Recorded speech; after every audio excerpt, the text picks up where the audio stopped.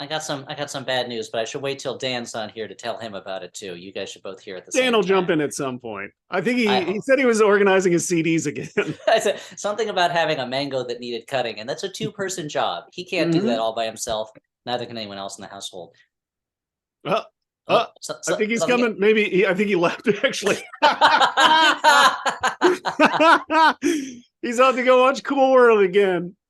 All right. Well, let's, instead of waiting for Dan, I'll just tell the news to you, Stu. Please, yeah.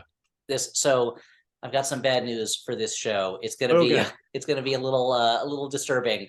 I want to do some extra research for the show, and so I went to Cool World, and I'm only human. I had sex with a doodle, and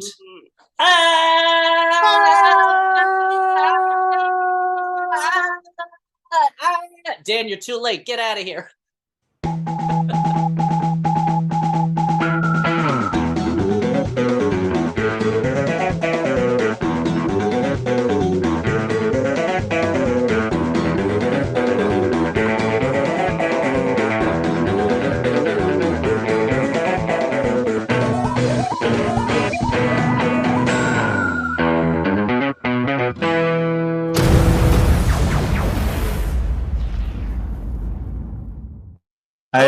I know it was not that I was not here. It was technical issues. I know that you have no idea of knowing what's going on, but if you waited just a second, we could have just done it. The show must go on, Dan. The show must go on, even when I'm horribly deformed from my STD that I took from a cartoon. The moment that I was supposed, like my fucking trackpad, the clicking thing would not work, so I could not unmute or start video. It's a poor carpenter who blames his tools, Dan. I am sympathetic. Anyway, guys. So yeah, looking at your watch is a good way of conveying that you care about what I'm saying. Guys, there's only one ways for us to restart this. We got to start from a tabula rasa. Let me just showgirls us into a new mindset. Hold on. Okay, we showgirls back in. Thank you. Perfect. Thank you. Take it away. Hi. Sorry that I started with such aggro energy, but I didn't like seeing how it was assumed that I had somehow fucked up rather than that there was a technical. All right, I'm going to do it again, and we're starting again. Okay. Okay. Hey, everyone. This is a jolly time of your day and mine. I'm sorry, Stuart. You look mad. Mm-hmm. Okay. Well, that's just my face. That's the way my face looks. Mm-hmm. This is the Flophouse, a podcast where we watch a bad movie, we talk about it. The most professional podcast on the internet. Yeah. Look, I mean, my computer didn't work. I don't know what. It's cool. Let's talk about your computer issues some more.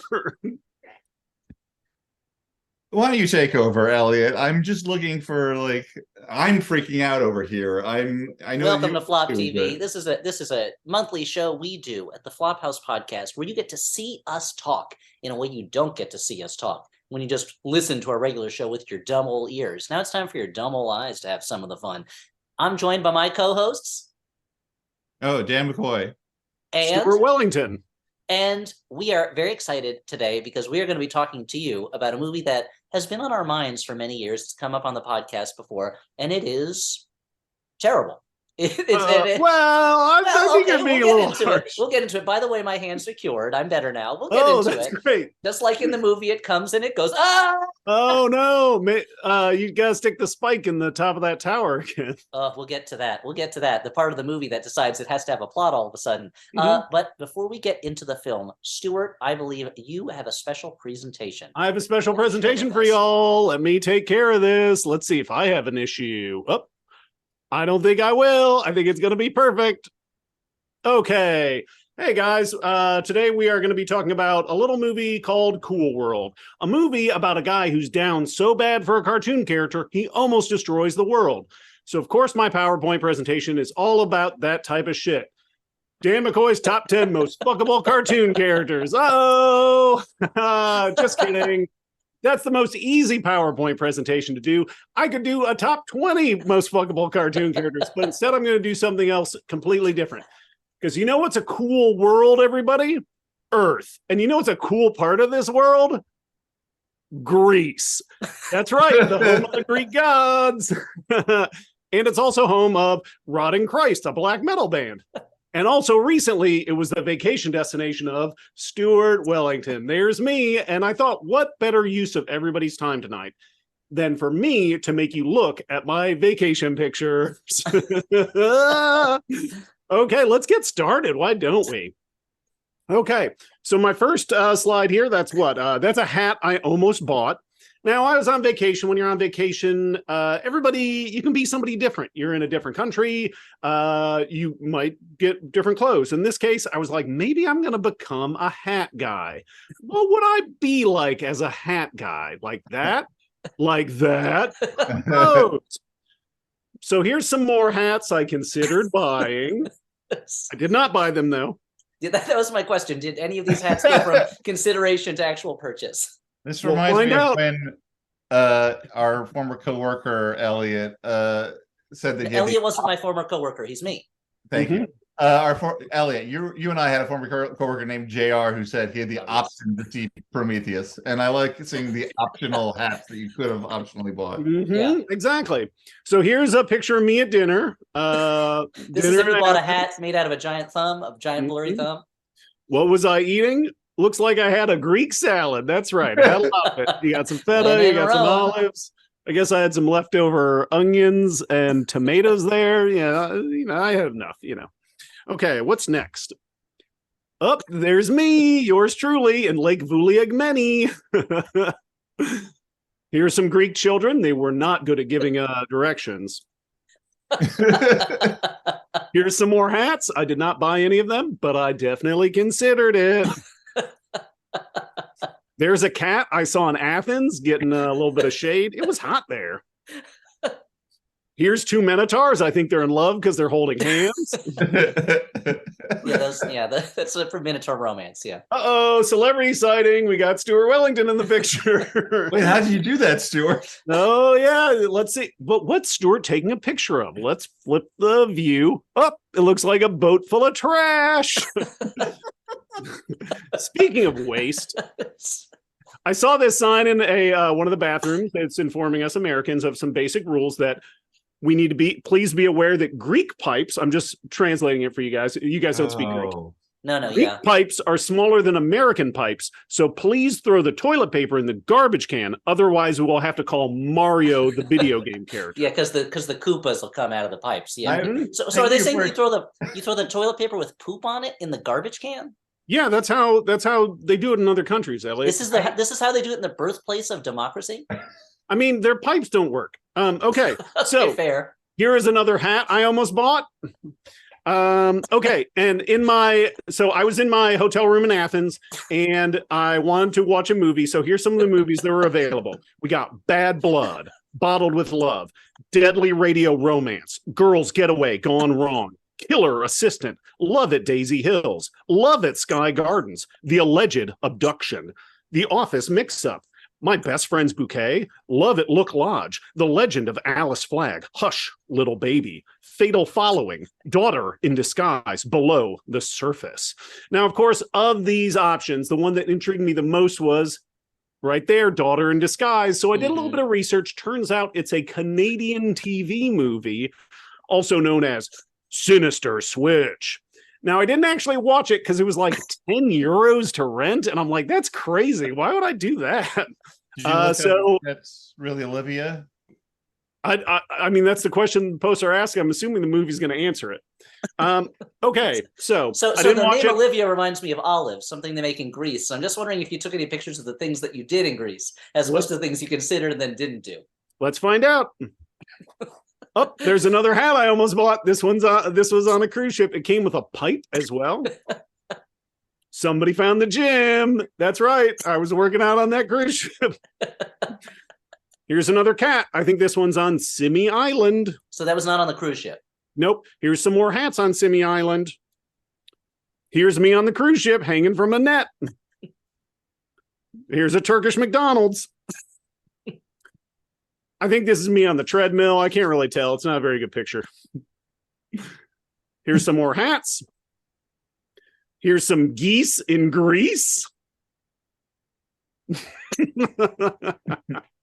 I feel like this is when Dan and I start getting resentful about the amount of effort we put into presentations. Okay, guys, look at here. This is a cool truck I saw. It's a Song of Ice and Fire themed truck. On one side, you got Daenerys Targaryen, Daenerys Stormborn, and on the other side, you have Jon Snow if he was played by Jared Leto. Very cool. I wanted to steal that truck. Okay. John Morbius. And then finally, here's our last batch of hats. We have a hat I saw in Mykonos that says bonjour, bitches. Now, before I say bonjour, you guys I'm at this point dying for some actual stuff in Greece, okay? I've been fucking around a little bit, so we finally got a pick. I'm gonna take you all the way to the top of the Acropolis. We got me standing in front of the Parthenon. Right here. Oh, look at that. That is a piece of history right there. But where's Stuart? Is Stuart there? Let's see. Happens. Let's zoom in here, guys. Enhance. Enhance. Your computer. Up there. Wait. Up. There he is. Oh, there's Stuart. I was there for real. This isn't a bit. Stuart. And then like a creep. I look like a hitman, right? I look really cool. Yeah. Well, you look like a low rent hitman. I look like a cool hitman. That's what Elliot meant to say. Okay. Yeah, so that's what I meant. Yeah. Final slide. I just want to thank our friends at Huckleberry Travel for providing my vacation for me, and also for giving me an excuse to do a PowerPoint and thus write off my entire vacation. Okay, so that was great, guys. Now, do you guys want to talk about Cool World? So there's three things I wanted to say. First off, I want to say I'm sorry to you guys. I got mad. I was very flustered. I wanted to put on a good show. I felt attacked unfairly, but it was just my own bad feelings causing me to lash out at you, people nearest to me. And so, hey, Dan, it's hard to keep your cool, World, sometimes. Oh shit! So that's why he is having a moment of honesty, and you just did a fucking bit. That sucks. I'm sorry. I apologize. I'm more comfortable with that anyway. I'm more comfortable. Number two, the hats. Yeah. Did you take those pictures knowing you were going to use them in the presentation, or did you just take a bunch of pictures of hats? That's an answer for the Q&A section of this show, Dan. Okay, I feel like that, please. Stuart's transitioning into the how-to with John Wilson period of his life, where he just takes pictures of anything in the hopes he can use it later. Number three, I just wanted to say that I'm honestly glad you translated that picture pictogram for me, because in my head what that was saying is Greek flags are smaller and thus fit easier down the pipes. American flags. Only flush Greek flags, please. Yeah, I actually had to stop. There's a guy who was trying to stuff flags down the toilet. I'm like, guys, no, don't do that. You're misinterpreting the sign. Easy mistake to make. Okay, well, thank you for that educational presentation. Oh, you're welcome. It actually, we haven't seen a lot of Stuart's Greek photos because he was taking a social media blackout for a little while. I'm doing this thing called looking out for my mental health. I think that's seeing as you took a roll of photos of hats you didn't buy. I think that's a good that you're to prioritize your mental health. Yeah. Well, this is a podcast. Let me set the stage for everyone. This the Flophouse is a podcast that's normally an ear-based form of media, where we watch a bad movie and then we talk about it. Now on Flop TV, we of course have been appearing in front of you, lashing out at technical difficulties, doing all kinds of things, being very professional. And we're talking in this season of Flop TV about movies that we've oft referenced on the show, but I've never covered on the show before. Yeah, but never covered. And Cool World has been referenced a lot, partly because at heart we're still like horny teens in some way, partly because we just keep referring to the famous tagline, Hollywood if she could. I think it's hard. Yeah. It's hard, I think, for anyone younger than us to understand in relationship of people who saw the movie and the quality of the movie, and way that it managed to worm into the brains of a certain generation of boys. It's so out of balance. And if you read a comic book in 1992, and flipped to the back cover and saw the advertisement, you would think Cool World was the biggest motion picture in history. Like this was the Gone with the Wind of motion of the 90s. Like it was every single comic book had a Cool World ad on the back. Hollywood if she could. What would she if she could she? Well, I mean, the answer is fuck, but we'll get there. Let's take it's ironic when the tagline is hinting at something sexy and it actually is a sexy thing. Like usually it's just kind of winking innuendo, but let's take this trip together. I will be your pilot, and Elliot and Stu will be the co-pilots tonight. If co-pilot's main job was to wave their hands in front of the pilot. Make it harder for the pilot to fly the plane. Reach out and grab the wheel and just go like this. Yeah. So we begin Cool World.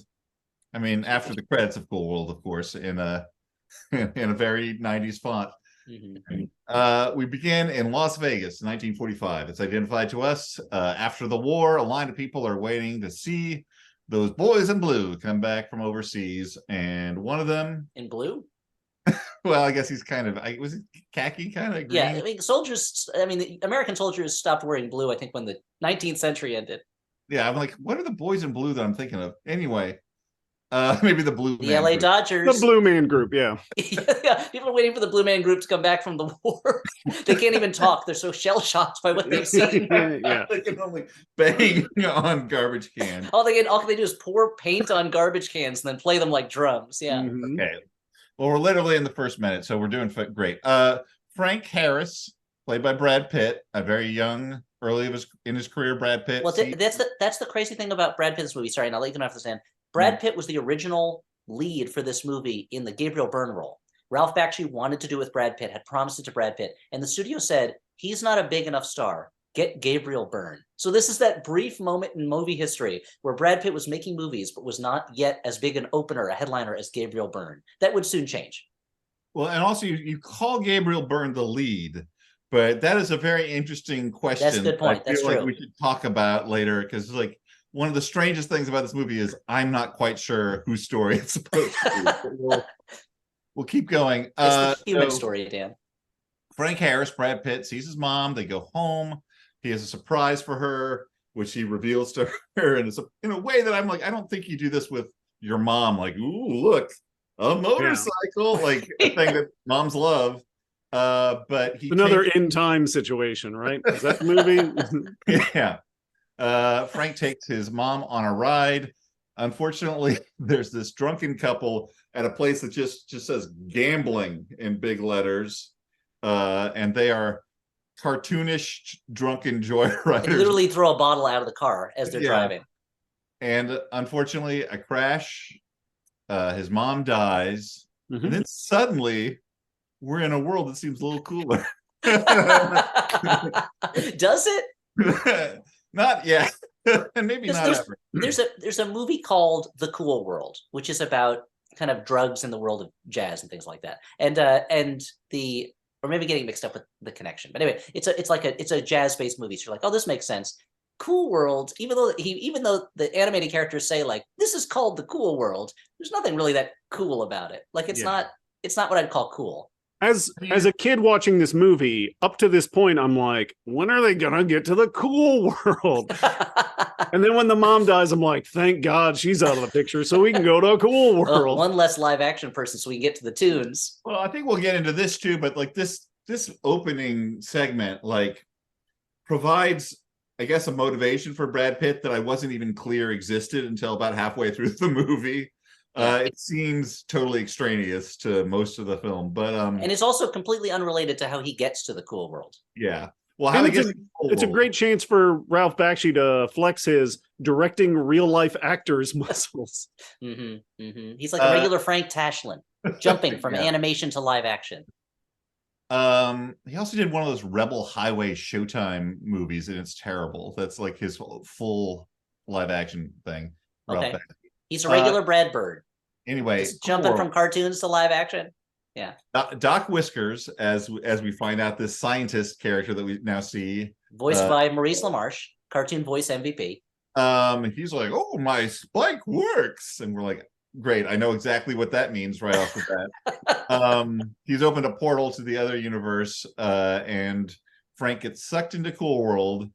and and they explain a lot of things.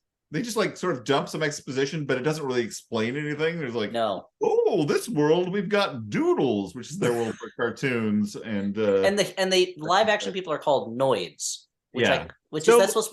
Yep. Is this the 'Cause they point ruin where they pizzas? explain the first most important rule of Cool World is that humans can't have sex with the cartoons? Like, it feels almost like a fucking I think you should leave sketch where like the only rule is that you like, I know what you're gonna ask. Can I fuck a cartoon? Yeah. Not even that baby with the claw fingers. No, you can't fuck that No. baby with claw fingers. What about that talking fuck him. fire hydrant? I No. can't just stick it in that talking fire hydrant for a couple seconds. No. Can't do it. Can't do it. It is the oldest rule in Cool World we eventually learn. He doesn't learn it here, or we the audience, but we'll certainly talk about that rule. It's the question on everybody's lips at this point in the movie when we've already seen Doc Whispers and his spike.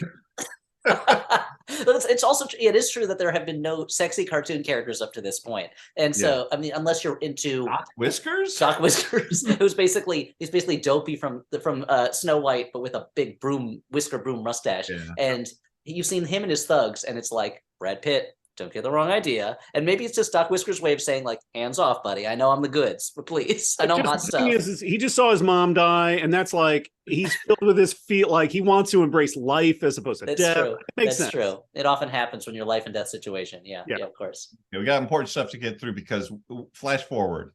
No time for this. We're flashing forward. That's 1992, right? Las Vegas, 1992, aka the year Cool World was released. Well, also, Doc Whiskers makes no attempt to send Brad Pitt back. He just goes, "I've got a job for you. That's it. You live here now." Which, by the way, caused me to assume. Again, I've seen this movie like 2 or 3 times in the past when I was a kid. So, like, I have the basic outlines, but like, I didn't have the details, and I sort of assumed like, oh, Brad Pitt can't get back. Yeah. And that's why he sticks around. But we will learn that's not true. No. Anyway. This is officially part of our Flophouse 90s flashback series now because it's 1992. Mm-hmm. Gabriel Byrne, we meet him. He's playing a character called Jack. He's in jail, probably because he's a mobster with Albert Finney. He draws a sexy blonde cartoon. He's actually in jail because he murdered someone who his wife was cheating on him with, not because of his Miller's Crossing part. You know that, Dan. It's one of those cool little character details they give this guy. Well, I think it's the one character detail they give him. Well, that happens in the comic book store later on, and the character who like brings it up is showing the social aplomb that comic book denizens are known for. Like, oh, you're a murderer, right? But anyway, so he draws a sexy blonde named Holly Wood, as it spelled as seen here, who talks to him out of the drawing, and Jack gets pulled into this cartoon world. She's at a club. The scantily clad lady Holly is dancing in white in a sort of like the White Queen from X-Men, but even more so outfit. Like the White Queen would be kind of like, this is too much. I will say, clearly you can see what the priority for the animators is, because her dancing animation is always flawless. Like the actual movements are beautiful. Yes, but I presume that is rotoscope, since Bakshi used a lot of rotoscoping. It could be, but it's still, I mean, you can rotoscope badly, you know. That's true. Ralph Bakshi did his own dancing and they rotoscoped him. Well, the thing about Ralph Bakshi always wanted to be a choreographer and a dancer, but he was just so good at animating. The important thing about this is there's like a lot of cartoon butt in a thong, which is a Ralph Bakshi copyright trademark. But like Jack crawls towards Holly like, and then touch her, he's sucked back to the real world. A much less cool world, much hotter there because of global warming. Even in 1992. Yeah, I mean, it's been happening for decades. I guess it sucks him back to jail, which is not cool.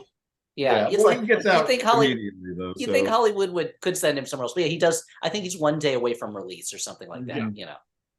So around this part, I mean, several days away from full release, as we'll see in the movie. We're introduced to Sparks, who is a Cool World thug who won't named after the greatest band in the world.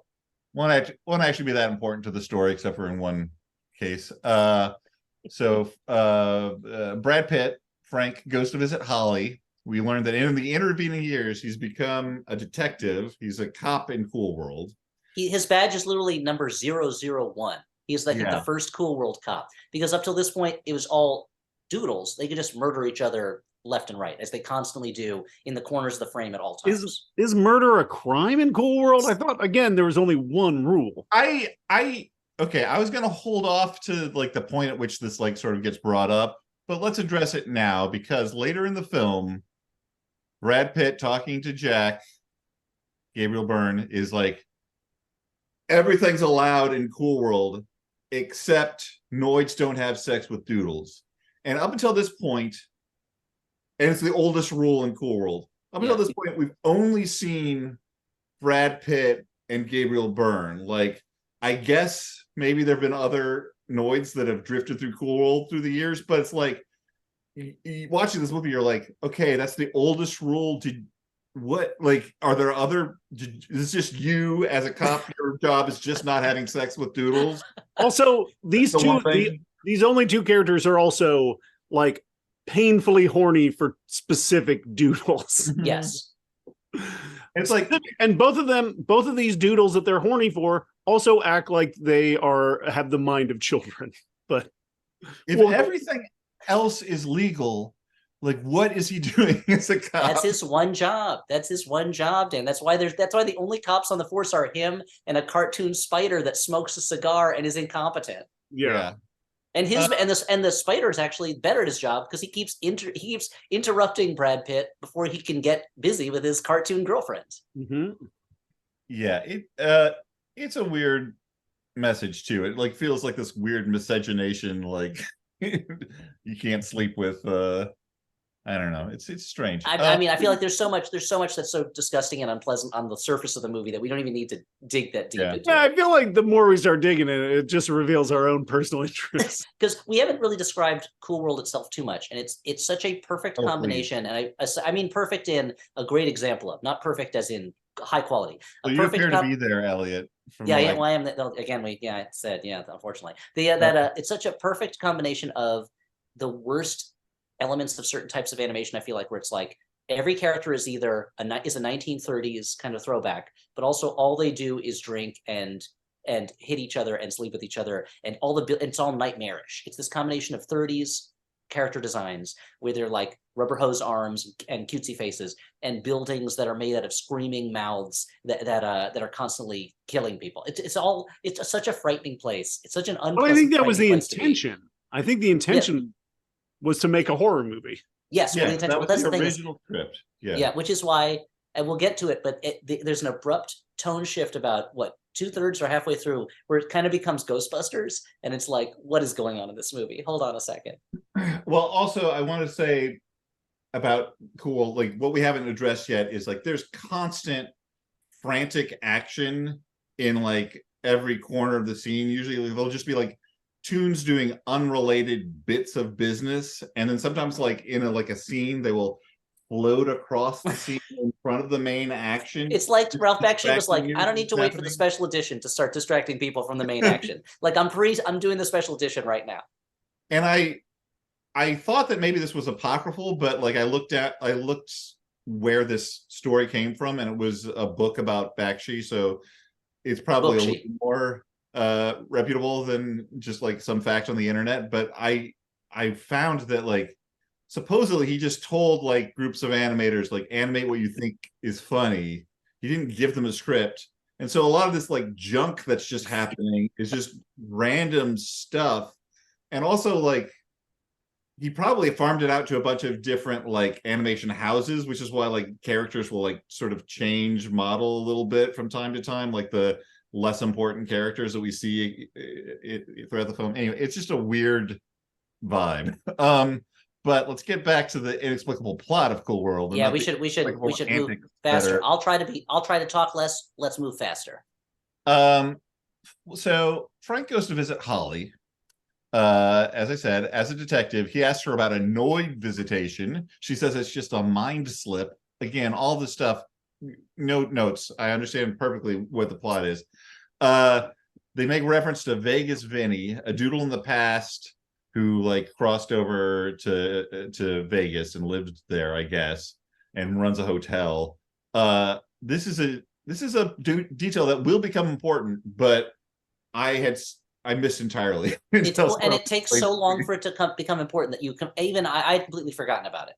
Yeah. By the time they brought him up again. So yeah, back in the real world, Jack goes to the comic store. He's apparently extremely popular for what looked like pretty lousy underground comics. I'll be honest.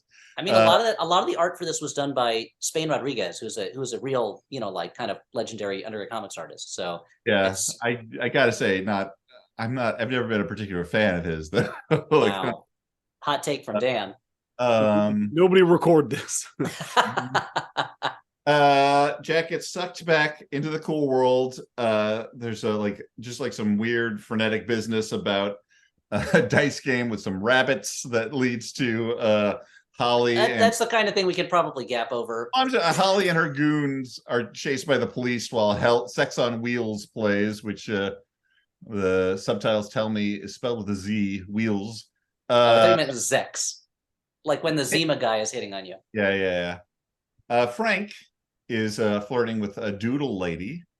This is Lynette, who represents the other male fetish from the hot oversexed blonde, the sort of more restrained brunette good girl art pinup. Who's still wearing a tube top that she's spilling out of at all times. So it's that's still why I think good girl art. And good girls can wear tube tops they're spilling out of also, but it's not like she is demure in any way. Really. Yeah. And we meet Nails, his cop partner, the Spider we talked about before. These are two characters that are arguably too important to be introduced this late in the movie. But and Nails was repurposed from like another Bakshi property, right? Like yes, I believe so. Yeah. True. Holly and the bad guys go to the club. They meet Frank there.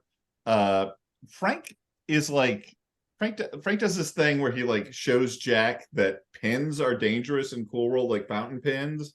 He fills a pin up from a jug and then he's like, "You thirsty, Nails?" And he shoots beer out of it now. Like, and I guess and he's like, "You see what I mean? Or you understand now?" And I'm like, "No, not really. I guess you're saying that anything can be drawn with a fountain pen." So it's like, and also because he's showing that it's a weapon, much the same way that you can take a gun, stick it in a pitcher of beer, and then shoot beer into your mouth. Yeah. And yeah, again, this is where he says anything goes in Cool World except the oldest rule: Noids do not have sex with doodles. Which do you think he hates him so much because they're so similar? They have the exact same character wants and needs. Same thing. Yeah. Reflection. They both represent retro things. They're kind of different types of retro noir. Brad Pitt is the returning soldier, and Gabriel Byrne is the more 50s era kind of guy just out of jail. Neither one of them a character that makes that much sense in 1992. And there's no reason for there to be a time jump. There's no reason to have two male leads in this film. Like, we'll talk about it. So we get a love scene to underline how frustrated Lynette and Frank are at not being able to consummate their love. It's all that Toons think about is doing it, and whether humans get to do it, and what does it feel like. It's all they think about, all they talk about. That's just life as a cartoon. Or I guess I keep calling them Toons. I should call them Doodles, which is it's so funny that they're like, can we call them Toons? Is that copyrighted? Is that did Roger Rabbit use that up? I guess we'll call them Doodles. Like it's it's silly. I do like how much it takes all the stuff that might have been subtext in Who Framed Roger Rabbit makes it super text. Frank is out on cockblock parole. He and Nails are trying to sneak into a party at Holly's place by climbing the building, but they don't see the Noid, so they go. Meanwhile, Jack is trying to get in. And once he does, Holly starts seducing him, and then there's this really kind of like dumb and gross like repurposing of like Bambi, a Bambi line, or a Bambi line where they're about to like have sex, and like they cut to like this bunny family, this cute bunny family, And the kid's like, "What's that, mother?" And she's like, "Man is in the bedroom." Like in Bambi, they say man is in the forest. And I'm like, this is not even a good enough joke to bother with. I mean, to be fair though, it is a weird. joke. It is a joke. Whereas much of the rest of the movie, you're like, I don't know, man. Like, just the act of an anvil falling on somebody is really only funny in a certain context. Like, it's not on its own incredibly hilarious. You don't have to do it every time.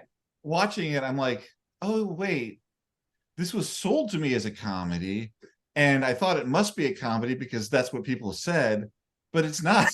No, Like, there's no jokes in it, really. Like, it's just a weird, bizarre, dark fantasy, but unpleasant. Yeah. So Dan, you're getting right up to this is the key scene in the movie. This is This is when Holly would and could and does. Yes. So they do it, annoyed and a doodle, breaking the oldest commandment. And is it everything you hoped it would be, Dan? Well, apparently not for the goons who were trying to peep on it, and like, I mean, they claim it wasn't what they expected, but they also seem to have like a voyeur orgasm enough that they fall off the building. So now you mean Holly's goons, not of course Harry Seacombe, Spike Milligan, Peter Sellers, the radio goons. Right, they're not watching this. Yeah. It's not that comic book character, the Goon. No, not Eric Powell's the Goon. Yeah, of course, yeah.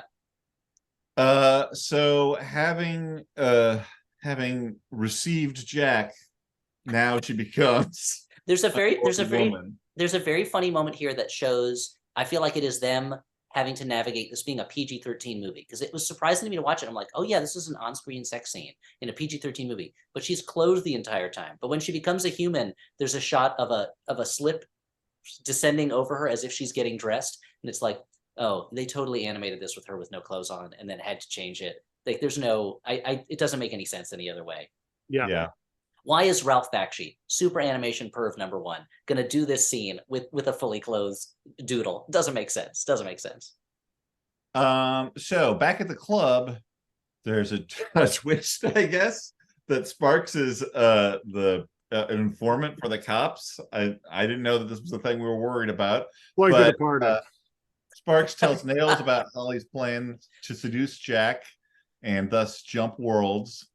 And Nails decides to take care of this situation himself rather than interrupting Frank and Lonette as he did earlier. Although, like, if they're not supposed to have sex, interrupting him is like the best thing he could have done. But, it's amazing how I saw this movie.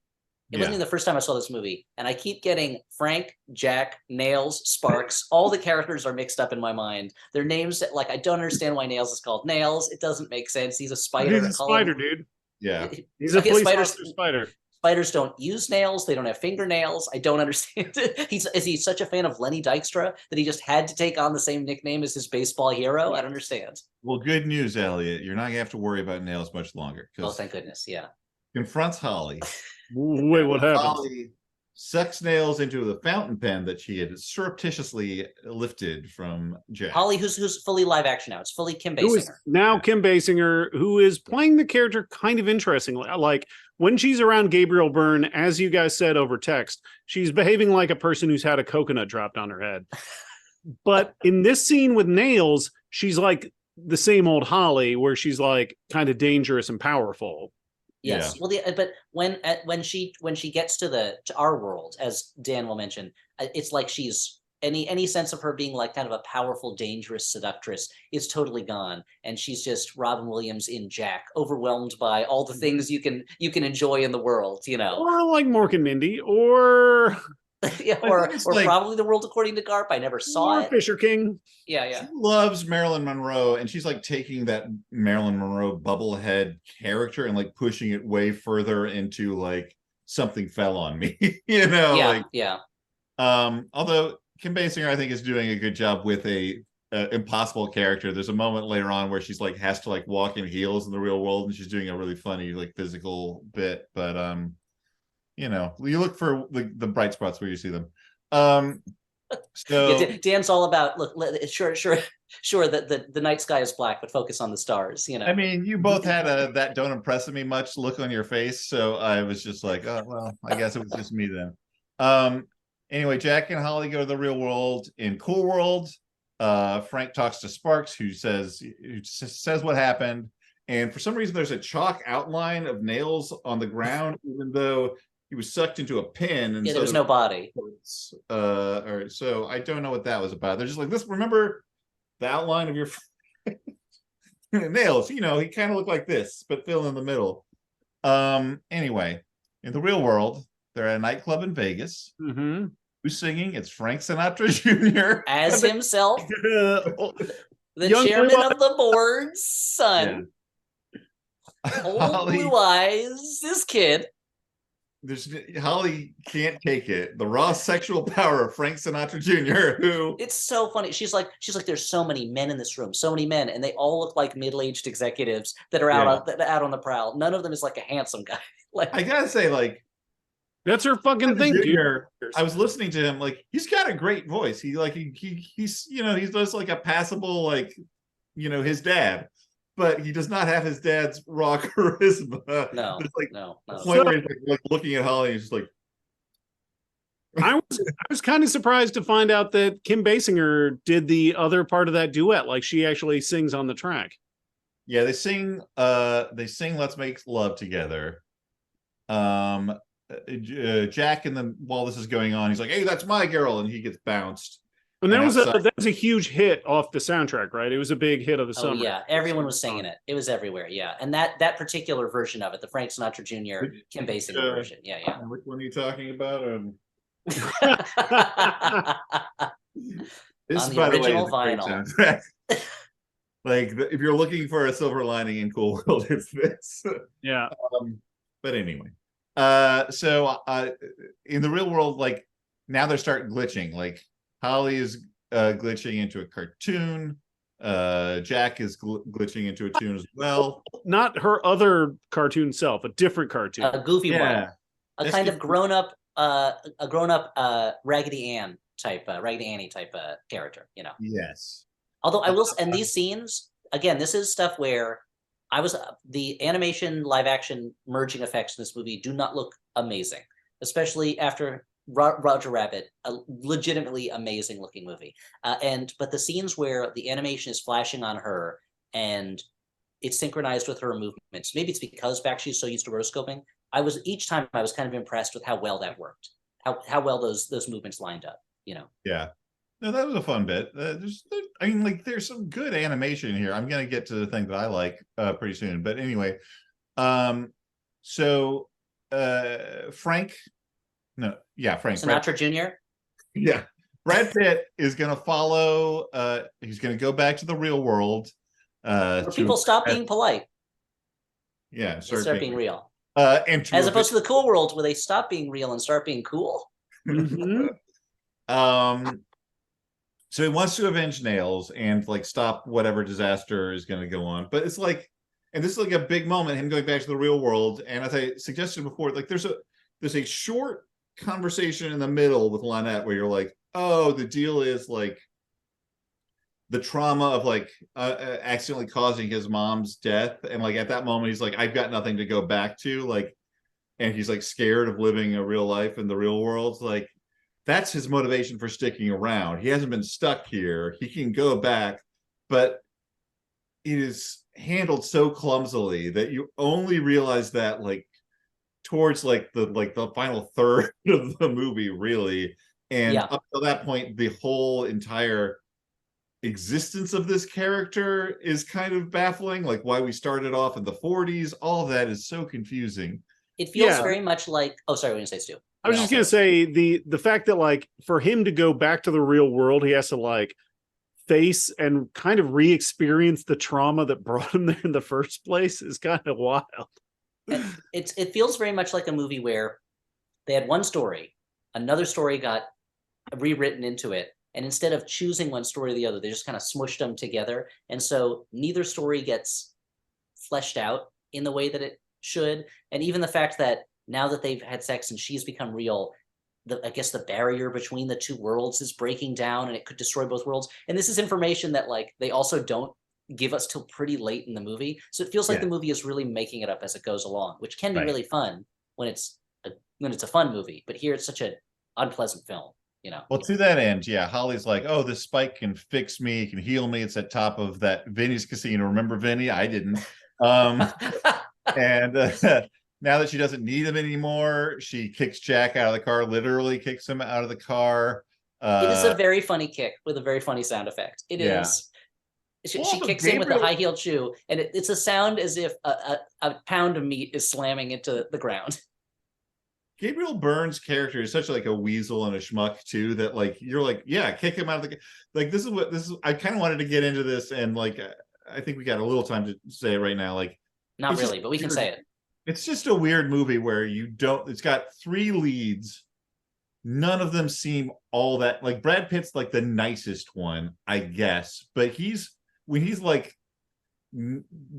interrogating Holly early on, he's a real jerk to her. He's like shoving her around. Like, I don't know. Like, I'm not quite sure whose story this is, why we like any of them. I think it's supposed to be kind of like playing on a lot of film noir stuff where you don't have to like any of them, but then you have to like signal that to the audience in ways that this movie never bothered. And especially when later it turns out to not be that kind of movie in a lot of ways. There's when Doc Whiskers says about Gabriel Byrne, like he's embracing his destiny to be a hero, and it's like, have you been watching this character the whole movie? Yeah. Like, he's terrible. He's a terrible guy.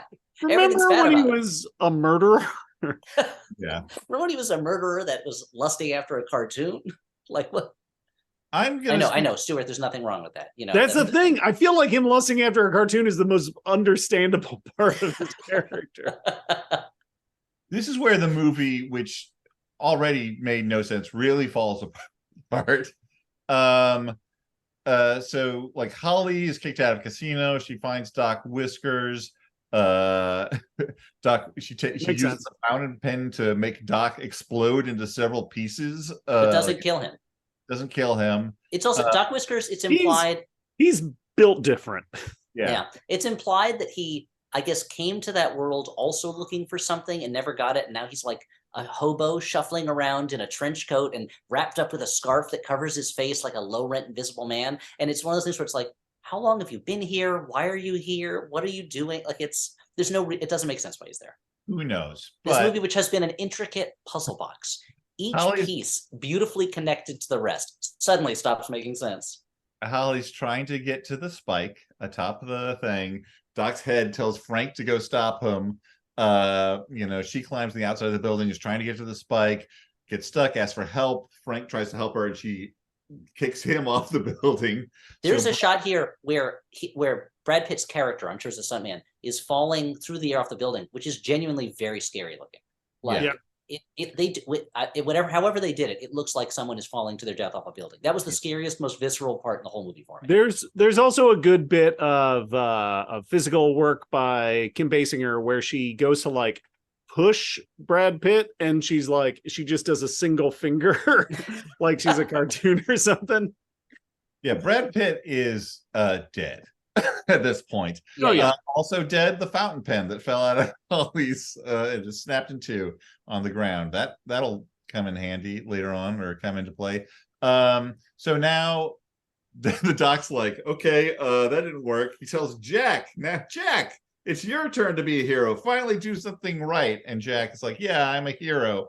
Meanwhile, Holly pulls the spike out, which is like kind of like a plug, apparently keeping an eruption of cartoons from getting out. Like, yes, when this happens, you mentioned Ghostbusters before. It's like the containment unit shutting down. There's just like Ghostbusters. It's Ghostbusters.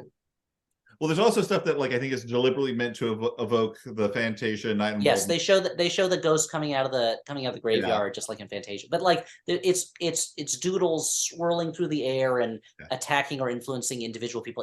It's all Ghostbusters stuff, but like none of the jokes are funny. It doesn't make any sense. This character who they don't play that fucking sick ass song from Ghostbusters. That magic song. Breathe. You know that's on my getting busy playlist number 2. It's gotta be. You're like, I'm gonna get ectoplasmic all over you right now. So this character who came in out of it was very minor. Gabriel Byrne's neighbor from across the street suddenly becomes our point of view human who is looking at all of this happening. It's like it's too late. It's too late, movie, to introduce these characters. So people all around Vegas are popping back in and out of being cartoons. Jack turns into a superhero cartoon at this point with a very different voice. And I Yes. think I read that this was because this ending was like added later and Gabriel Byrne didn't do it. It certainly makes sense. That certainly would be my guess. I may Yeah. be making that up as a false memory, but I think that's I saw something similar, and it makes sense because Gabriel Byrne does not show up again for the rest of the film, either in face or voice. So he's like this like goofy like superhero character. And really, like, the thing is, like, this whole movie got made for two reasons. One, Roger Rabbit. Two, Ralph Bakshi was on like a mini like resurgence because of the New Adventures of Mighty Mouse. Mm-hmm. This part of it feels kind of like a Mighty Mouse thing without Mighty Mouse. So JD, I guess, like corks up Jack corks up JD Vance, senator, somehow. I have corks up the thing with copies of his shitty book. Jack Deeds or whatever is what that is for. Jack Deeds, yeah. He corks up the thing with the spike, and I guess that solves it, except for Holly Jack have disappeared, and Doc Whiskers is like, who knows? They may not be dead. We don't know anything about the powers of the spike. And he kind of wanders off. It'd be so funny if he was like, I'm pretty much making it up as I go along anyway, so why not? Speaking of making it up as we go along, Nails takes Brad Pitt's body back to Cool World so that Lynette can properly grieve. Yeah, for a hero's burial. And Lynette's like, how does he die? And Dale says, Holly pushed him. And Lynette's like, but don't you know that when a doodle kills a Noid, they become a doodle? And I'm like, first off, you cannot make up a big rule like that at the end of your movie. No. Secondly, if that's true, why didn't you, Lynette, kill Brad Pitt way a long time ago, years ago? So he can come back as a doodle and you guys can fuck if that's what you want. Like, what is going on? Anyway. And what I'd like though is Brad Pitt comes, then he turns into a doodle with a vastly different personality than he had before. He's suddenly like, hey babe, ha cha cha cha cha, come and get it. Cast off human cares. He's got a suit on. He's like, yeah, actually now that he's left the cycle of samsara and he no longer has to worry about karma or physical reincarnation and is in the nirvana of being a doodle. Yeah, he's become just joyous all the time. And so then right before the credits, we see the superhero version of Jack with Holly. They're both now in a comic book. Like we see them in one panel, and Jack's jumping all over the place, making enthusiastic plans for them to build a dream house together. And Holly's like cursing the skies that she's stuck with this drip, possibly for eternity now. Who knows? Like, and that's the end. The rules don't exist. Cool World, anything can happen. So yeah. Yep, we get the immortal final line, Holly calling him a pencil dick. And that's right. Credits roll, baby. Which itself, I think, is a reuse of a line of dialogue from earlier in the movie. Mm-hmm. So I think they're just. But it's appropriate because he draws. He is an artist. Yeah. It draws it all together. What is artistry? What is artistry but an attempt to replicate the only true act of creation which humans are capable of, which is reproduction, which has to be done. Wow, I didn't know I was hanging out with Alan Moore tonight. Hey, speaking of, I mean, it feels like Alan Moore was watching this movie and was like, "You're doing it all wrong. Sex with fictional cartoon characters doesn't happen this way. You know what? I've got to take my truth and apply it to the heroines of 19th century children's literature." Okay, well, surprisingly, there was some sort of comprehensible synopsis in there. I mean, you did a great job. Yeah, you did as good a job as is possible with a movie that doesn't make sense and is bad. But now is the time for us to render our final judgments.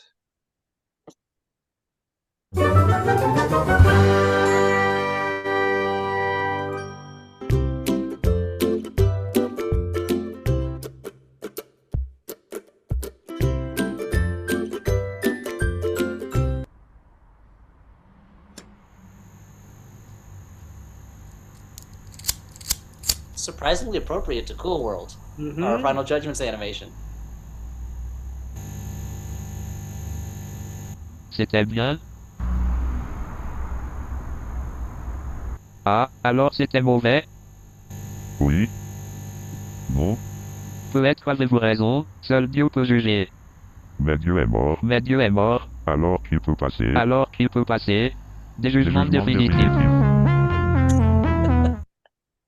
The length of that is just going to get more and more delightful over the course. I also love. I mean, that little bit did what Cool World is trying to do so much better and so much faster. Yeah, Cool World would have thrown like 10 little animated things in the corners of the screen. Yeah, and they'd all be talking at the same time. Going, oh, what's this? Oh, yeah, the sound mixing in this movie is bonkers. Yeah, it is. Final judgment. Is this a good bad movie, a bad movie, or a movie we kind of like? I can't go so far as to say I kind of like it. I can't go that far. Thank you, Dan. I was really worried about you for a moment. It is not a bad movie, or sorry, a good bad movie in the traditional sense, like that. Like people think about, like, oh, this is going to be fun. Throw this on, we're going to have some laughs. However, there is a type of bad movie that I do enjoy.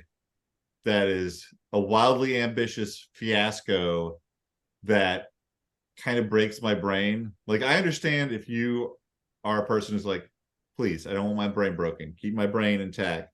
But every once in a while, I'm like, baffle me, cinema.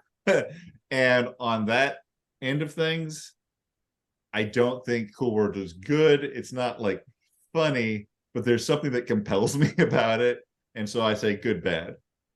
I'm going to go one step farther, Dan. And, this could be me just risking it all in case Hollywood is watching this thing. But I will say, I think this is a movie I still kind of like. It is weird and baffling, and it's a mess, and it doesn't make sense, and it's gross. But you know what? I don't know. Like, I'd rather watch something that is gross and doesn't make sense than something that's like just boring. Stu, normally I would be with you 100%, but with this movie, I had so much trouble watching it. I found it so unpleasant, so difficult to get through. Again, a movie that I had seen before, not for years, and I'd forgotten how like unpleasant is the word I keep going through, or like nasty, or like just the movie is constantly daring you to not watch it anymore. And it was maybe it's me getting older, but I was like, you know what? Maybe I should just go watch One True Thing, or some more middle of the road film that isn't gonna make me worry about the people. You're like, maybe I should be watching Coda tonight. Yeah. Okay, well, let's not go crazy. So I'm going to say it's a bad movie. I'm very curious what the original version would have been like, and I still don't think it would have been good, but I think it would have earned that reprehensible, disgusting tone that it carries. I think it would have made more sense than what we have here.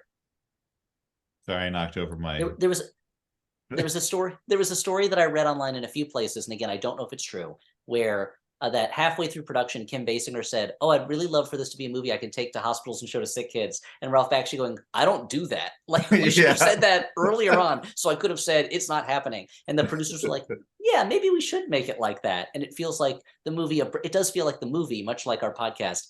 Someone reached out and grabbed the steering wheel and just turned it as hard as they could in another direction. And so it's like it isn't even consistent in its grotesquerie to me, but that's okay. We can all disagree. That's great. Stuart loves it. Dan thinks it's I love it. I can't get enough. Where's Cool World 2? I feel like Cool World 2 would be art by Benjamin Marra, probably. I feel like Cool World, it failed to have the practical, necessary for human society feeling of Ichi the Killer. So it failed to reach that level of I understand why this exists. Okay. But yeah, Cool World 2. Who's going to be what cartoon character is going to be on it? Can't be about Holly. Is it going to be a new one, or is she back? Yeah, she's back, dude. She shows up at the end. And then there's an even bigger bad, and there's like 2 spikes this time. And the slogan is Hollywood if she could again. Mm-hmm. Yeah. What if there's like a new rule that comes out of nowhere in this movie where we discover that while 2 doodles can have sex with each other, a doodle that used to be a human having sex with a doodle results in a horrific hybrid baby. Well, that's questions this movie can answer. That's the original plot of the movie. The original plot of the movie when Ralph Bakshi was a guy had sex with a doodle, a hybrid child was born, and the hybrid child now wants revenge on her father. And that's the whole story. And it's like, okay, I get that. That's a hard R animated live action horror hybrid. And they were like, have you ever heard of a little thing called Who Framed Roger Rabbit? Because why don't we just do that? And you know what? Now I'm starting to sympathize with Ralph Bakshi a little more, that he's like, you know what I do? Like, I do screwed up things, and now you're asking me to do this thing. Like, I mean, if I'm not doing a screwed up thing, I am ripping off Von Bodie. this was a trouble. which in itself is a screwed up thing to do. But yeah. We didn't even get into the fact that like Frank Mancuso, the producer, who was a Friday the 13th guy, Mancuso, the producer, they used to call him, had the script like rewritten without Bakshi's knowledge. So yeah, there's a lot of stuff that went on with this movie that behind his Bakshi. Okay, well, that's our cue to answer a couple questions. You can't hear it, but when I made that joke, I could hear my son drop a baseball bat outside. And it was the perfect punctuation. Who dares question the all-knowing Flophouse House Cat? Ignore those guys down there. Ask your questions and get out of here. Seriously, folks, we do not have all night.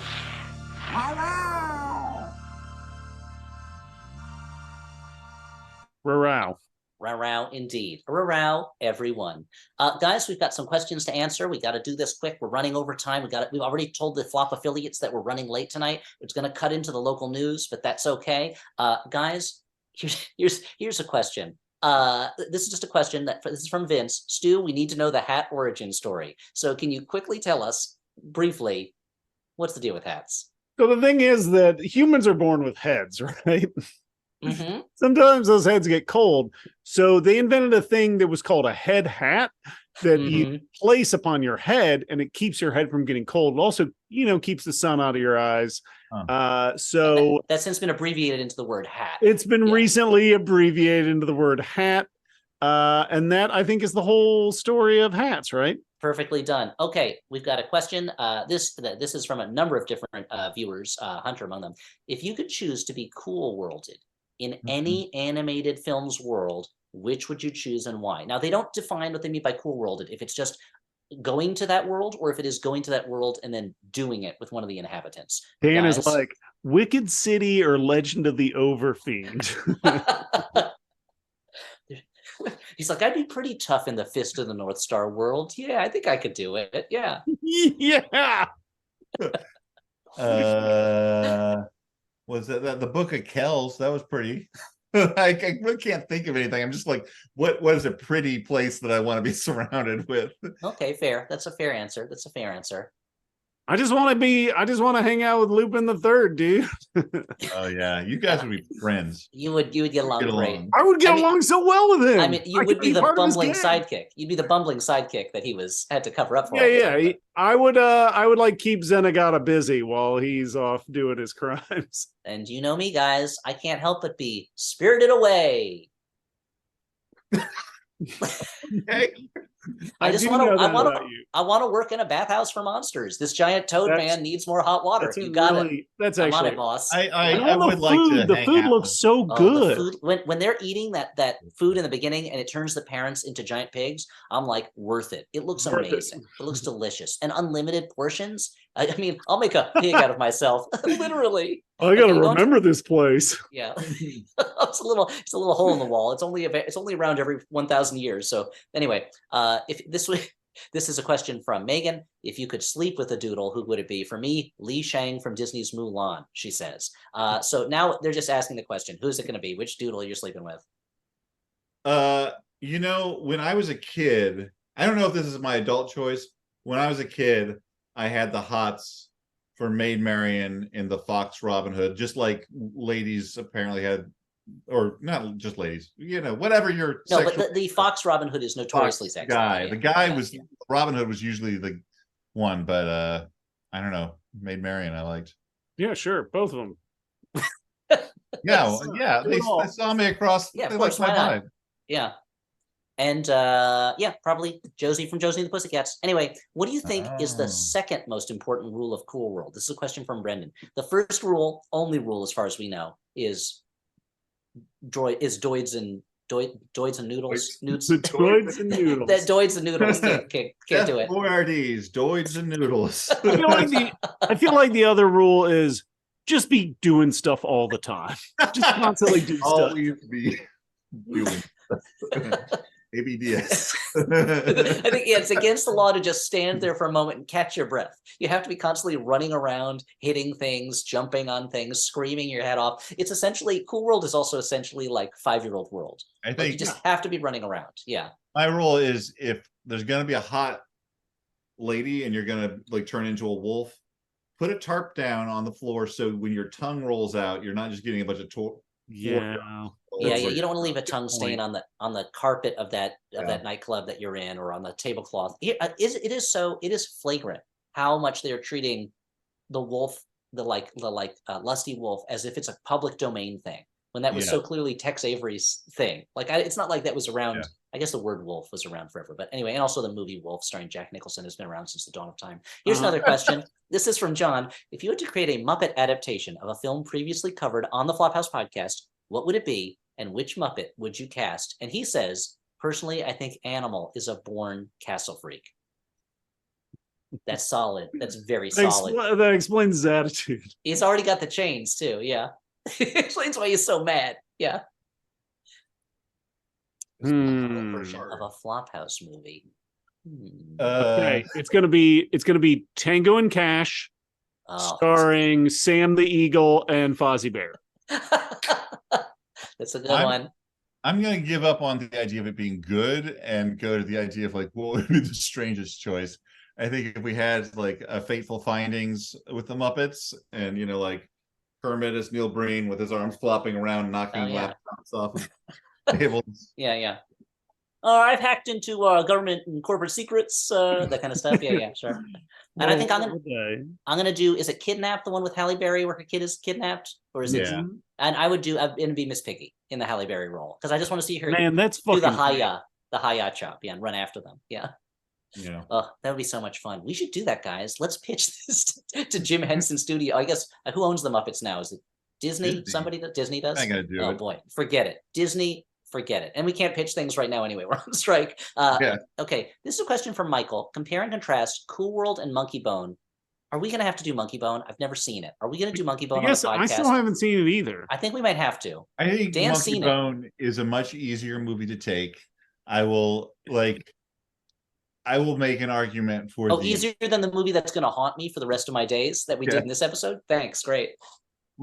Elliot, do you regret watching Cool World for this episode with your two children sitting next to you the whole time? They're always asking if they can see the movie, and I'm like, yeah, it's a cartoon. I mean, it should be fine. And what I regret the most is the talk that we had to have afterwards, where it's not so much explaining sex to them as explaining they don't have to be scared of having sex with a doodle, because they don't exist and those rules aren't. Noid loves a doodle very much. Do not have sex.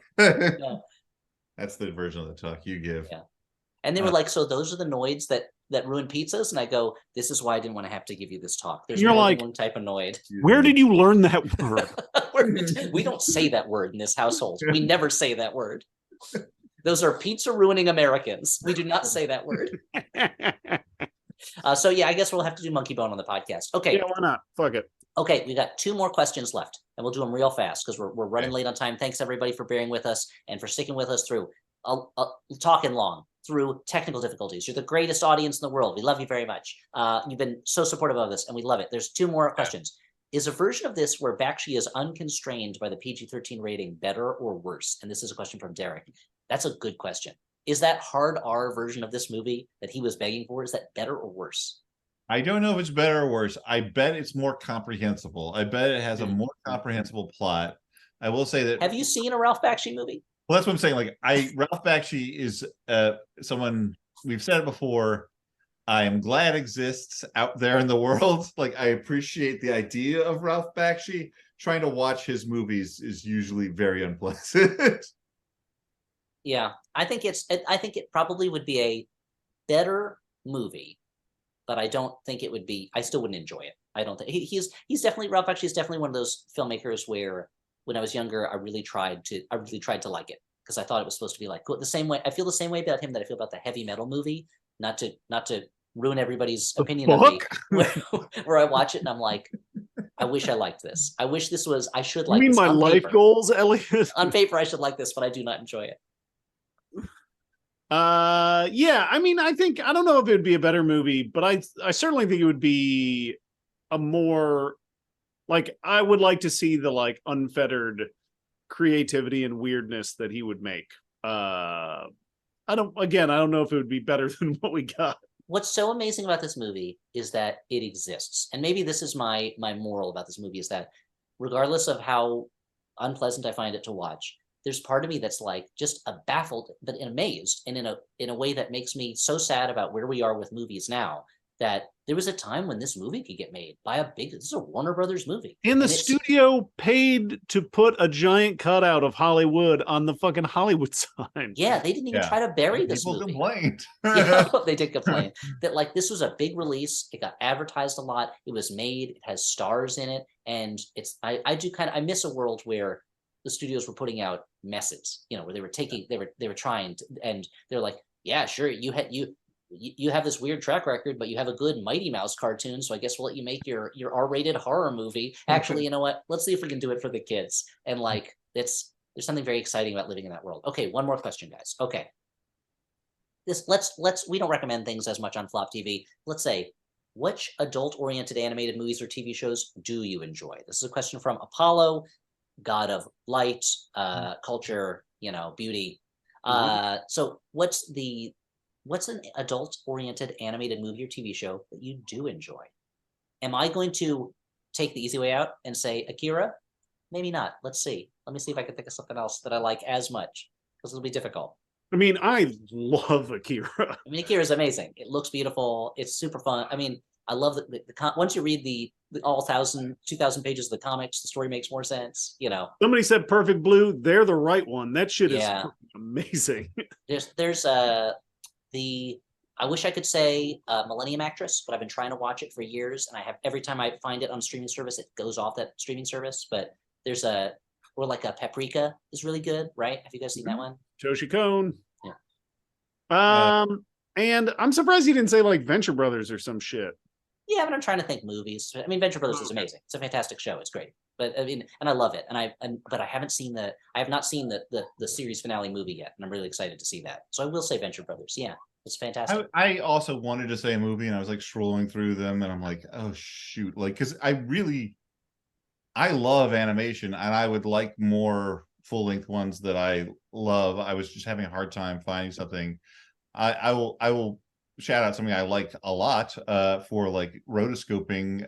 If we're just talking about that, like that old Fleischer Brothers Superman cartoon with the racist Japanese characters. I want to shout out Waking Life, both because I like it and because Stuart and my friend Mary Varn was one of the animators on it, so I have a sentimental attachment to it too.